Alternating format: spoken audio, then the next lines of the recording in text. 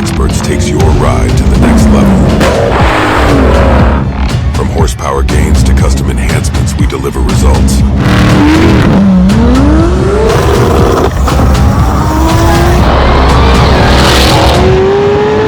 Late model Racecraft. We talking or we racing?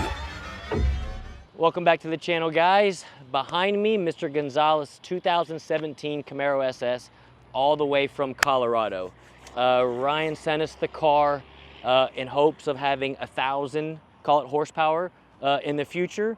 The car has 88,000 miles on the odometer when it came to us. So our recommendation was build a drivetrain, build everything capable of 1,000 horsepower for the future.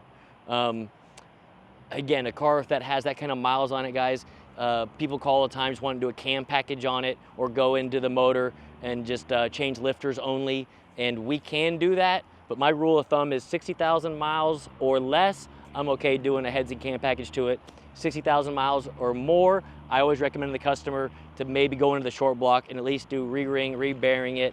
In his case, he decided, let's just go ahead and do a 416 cubic inch motor and make it bulletproof for the future. So let me pop the hood and show you what we did to it. All right, so first thing you pop the hood, you kind of see, why does this look like a stock car? So let me go down why we did what we did. His end goal is to have a boosted application that's making 1,000 horsepower. But he wanted to start somewhere. Not everybody can just build a 1,200 horsepower car right away. So our recommendation was, let's build the drivetrain components. Let's get everything compatible and ready for when you are ready to then add a supercharger and fuel system to it and make 1,000 horsepower. So starting with the engine, obviously an LT1 short block cannot hold boost, especially 1,000 horsepower. So again, we could put like a drop-in piston, change the lifters and everything, and it would probably be fine for like 900 rear wheel horsepower. But because it had almost 90,000 miles on it, stock rod, stock crank, in my opinion, it's just not worth taking the time and money to do that, just to still be on the edge or have a chance of it breaking in the future. So we went ahead and did a LME complete 416 cubic inch engine. It has 2-inch headers with AWE exhaust. Obviously a good sized camshaft in it. The exhaust on this thing is very loud. So Mr. Gonzalez, if you wanted the car loud, we definitely achieved that goal. It is loud. But looking at under the hood, you can see it has a stock intake manifold, stock throttle body, and stock airbox. And you're probably thinking, why spend all that money and keep these stock components on it? Well, he's just gonna come back in the near future to do a supercharger and a fuel system. So this thing made, he's in Colorado, so the DA sucks where he's at, and also he's limited to 91 octane fuel. So we stopped at, I wanna say it made 510 rear wheel horsepower just the way it sits.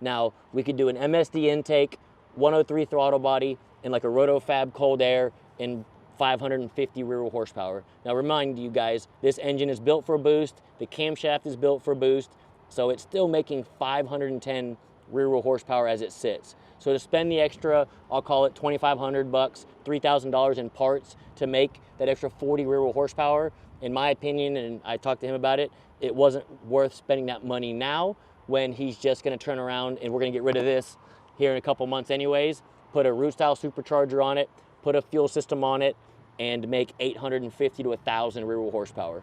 We even did, you can see the flex fuel sensors on it now, but it's still, because of the stock fuel pump in the tank, still stock injector, still stock mechanical fuel pump. Right now it's still only limited to 91 octane. Yes, he could put 93 in it if he wants, but where he's at, it's only gonna get 91. The breather's already here, and same thing with drivetrain components. With the new engine, we went ahead and did aftermarket clutch that's ready to hold 1,000 horsepower.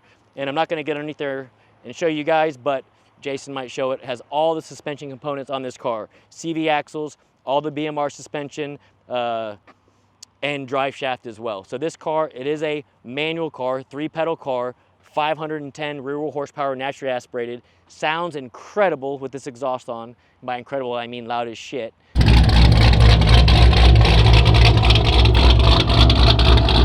If you can hear me over the loud exhaust, you can see the gauges here. This is ethanol content. You can tell we're on pump gas. Most pump gas, guys, is at 10%, so we're at 11% right now. And also the gauges, it's cool. It shows a manifold air temp, engine coolant temp, a lot of cool stuff on these gauges. Normally we run the P3 gauge that goes right here just to tell you your ethanol content. This is different, just it has more numbers on the screen, whereas the P3 gauge, you gotta scroll through to see everything individually. Again, just another cool option added to the car. It's overkill for 510 rear wheel horsepower, but again, I keep saying it, when he comes back, all that we have to do, supercharger, fuel system, 850,000 horsepower, pretty easy. So I'm gonna hop in this thing, take y'all for a ride. Again, those of you that do have a Camaro and are looking to do mods to it, contact our sales staff, depending on how many, these are getting older. This is a 2017 car, so these aren't brand new cars anymore. These are 7, 8-year-old vehicles. Depending on how much mileage is on your current car will determine on which route we go, which package we decide to go with. So you might want, let's say, our 1,000 horsepower package or even our 800 horsepower package, but because you have, let's say, 120,000 miles on your car, we're gonna recommend something different to you. But again, Mr. Gonzalez's car, it turned out kick-ass. It has all the drivetrain components ready for it. I'm gonna go take y'all for a ride and show y'all what 510 rear wheel horsepower, naturally aspirated, looks like, sounds like, and feels like.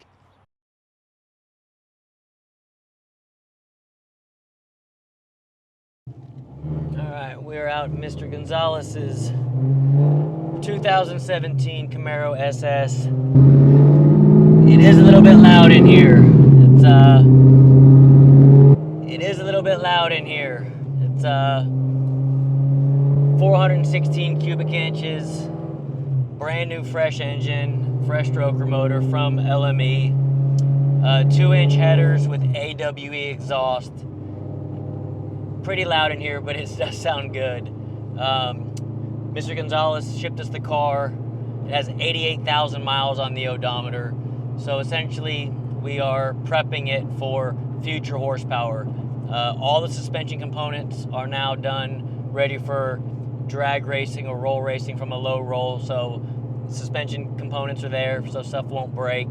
And then his end goal is to put a supercharger on it to make, 1,000 plus horsepower.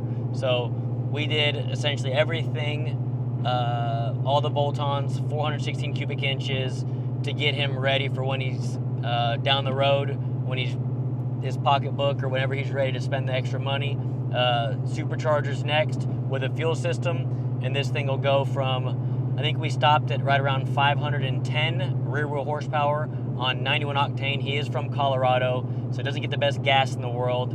The DA up there sucks, so everything's working against him up there. So we did do flex fuel on it, but right now it's only on 91. Later, when it has a complete fuel system, then we can run straight E85, as well as putting the supercharger on it as well. But we wanted to pretty much do everything that we could now to ensure that let him break in the engine. We also put obviously a new clutch in it as well. So new engine, new clutch, all suspension, CV axles, drive shaft. I think it's got pretty much everything needed. It's kind of overkill when it comes to drivetrain for 510 rear wheel horsepower. And also it made that horsepower, guys, with a stock intake manifold and a stock airbox on it.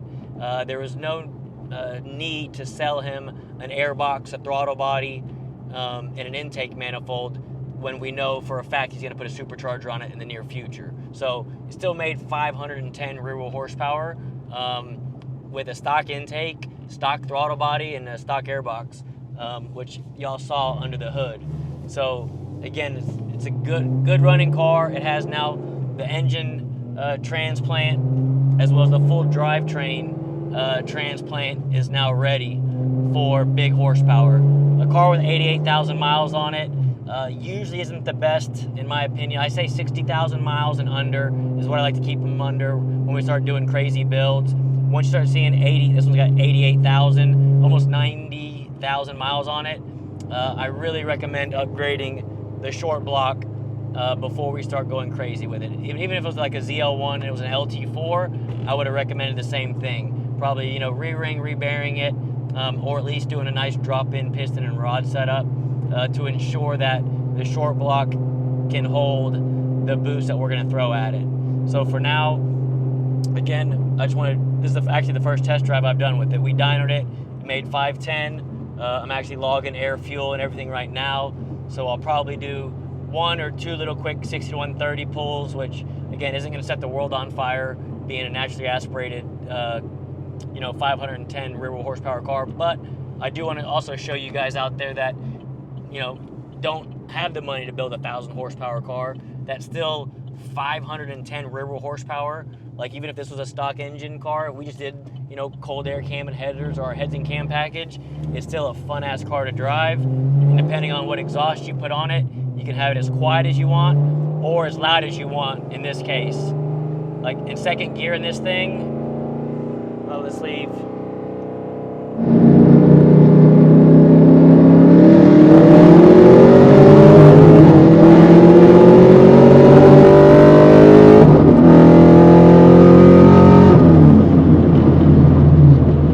That runs great. That runs great. It's fun as hell to drive. Definitely loud, Mr. Gonzalez. If loud is what you wanted, loud is what you got. But again, 91 octane, so we got to be safe for the Colorado fuel and the DA where he's at. It's not going to run as fast 60 to 130s and quarter-mile runs as it would down here in Houston at sea level. But again, the main goal of this build was to give him reliability and all the strongest parts possible, so when he does want 1,000 horsepower, we stick the supercharger on it, put a fuel system on it, and we're done. And so I think we achieved that pretty easily. So I'm gonna save this, and then if I have time, guys, I'll try to get 1 or 2 more little short bursts, maybe first and second gears, to show y'all what it does before we get back to the shop. All right, so that one I revved it a little bit higher.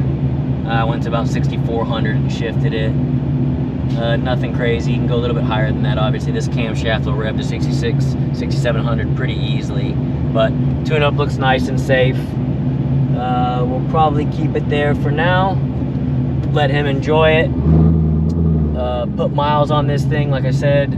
Probably go through a couple oil changes, and then when he's ready, send it back. We'll put the supercharger on it, the fuel system on it. Yeah, I'm gonna go get this thing washed, get it cleaned up, and ready for him to pick up.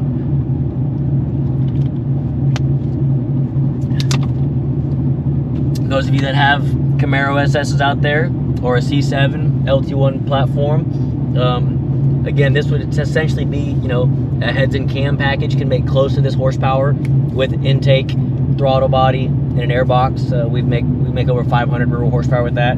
I know it's a 416 cubic inch motor, but the restriction is obviously the stock airbox, stock intake, and stock throttle body. And like I said before, there's really no need to spend the money on that because he's getting ready to put a supercharger on it anyways. But those of you out there with an LT1 platform and don't want to just do 1,000 horsepower right at once, know that we can obviously do it in stages, just like Mr. Gonzalez did, and give you a good base point, meaning all the drivetrain components we're going to build for 1,000 or 1,200 horsepower.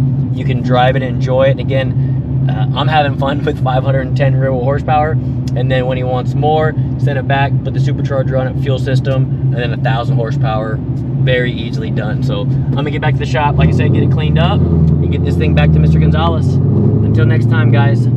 Peace.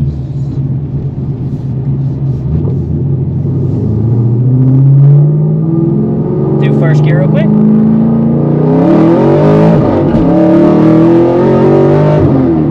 Yeah, that's fun as shit. Enjoy it, Mr. Gonzalez. Till next time.